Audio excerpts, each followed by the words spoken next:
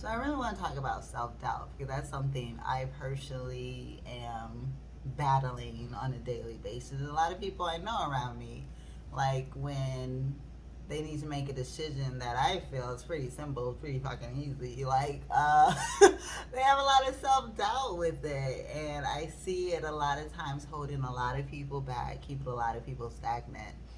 And it was something I was just like pondering, especially with myself. Like, where does it come from? Because when you think about it, as children, it's pretty much non-existent. Like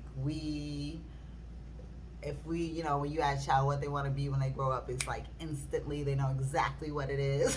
No questions asked. They're gonna be an astronaut. They're gonna be this or whatever, and it's no self-doubt.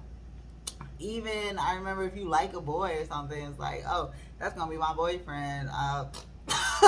No self doubt. You gonna get that. You know what I'm saying?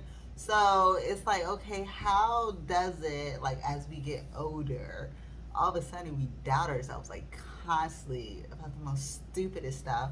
And I realized that self doubt is connected to validation. And as we are growing up, depending on our environment, it starts in the home always. Like, were you in an environment where your dreams and decisions were supported, or were you constantly made to feel like, you maybe were not as intelligent, or maybe you were constantly criticized, or like you told someone your dream one time and they laughed at it.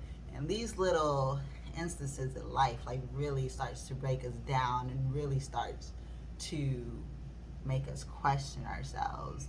And I realized that we really have to start going back through that. And when we start getting these little nudges of self-doubt, kind of reflect on, okay, where is this coming from? Like, why can't I do that? Why would I think this would happen? And it's also tied into fear, like irrational fear. You're always assuming the worst, and a lot of times when you just fucking go for it, or if you just push that doubt to the side and pursue the things that you want to pursue, listen to that little voice inside yourself, you actually might surprise yourself, and you actually might find a better life for yourself. So I think it pretty fucking sucks that validation, we get to a point where we need it, and I don't know if that's a human nature, if that's something that we can like really exercise to get rid of. You guys can let me know in the comment section how you feel about it.